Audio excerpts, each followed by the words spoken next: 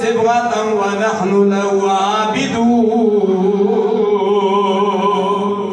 صرف حاجیوں کے لیے نہیں، مردوں کے لیے بھی، عورتوں کے لیے بھی، چھوٹوں کے لیے، بڑوں کے لیے بھی،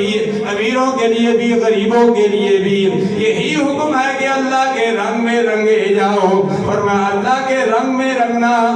اس چیز کو کہتے ہیں. فرمایا تمہارا چلنا بھی اللہ کی رضا کے لیے ہو، تمہارا بیٹھنا بھی اللہ کی رضا کے لیے ہو، تمہارا کھانا بھی اللہ کی رضا کے لیے ہو، تمہارا کسی سے گفتگو کرنا بھی اللہ کی رضا کے لیے ہو، تمہارا کسی کو سلام کہنا بھی اللہ کی رضا کے لیے ہو، تمہارا سنت نکاح کرنا بھی اللہ کی رضا کے لیے ہو، تمہارے نمازی جنازہ میں جانا بھی اللہ کی رضا کے لیے ہو، کوئی کام بھی ہو تمہارا اللہ کی رضا کے لیے ہو. حج کرتے ہو تو حج بھی اللہ کی رضا کے لیے، عمرہ کرتے ہو تو بھی اللہ کی رضا کے لیے، نماز پڑھتے ہو تو اللہ کی رضا کے لیے، زکات دیتے ہو تو اللہ کی رضا کے لیے، کوئی بھی عمل صالح کرتے تو اللہ کی رضا کے لیے. آج جامع مسجد خوشبوئی مدینہ میں آنے والوں، آج اب ہم لوگ آپ یہاں آئے ہیں، یہی نیت کریں کہ ہم اللہ کی رضا کے لیے. اللہ نے حکم دیا، اللہ کے پیارے حبیب علیہ تحیت و ثنا نے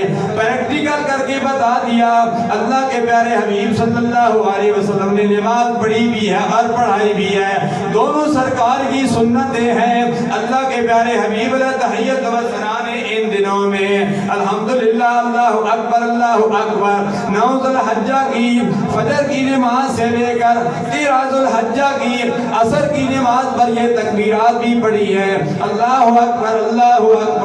الہ الا اللہ واللہ اکبر وللہ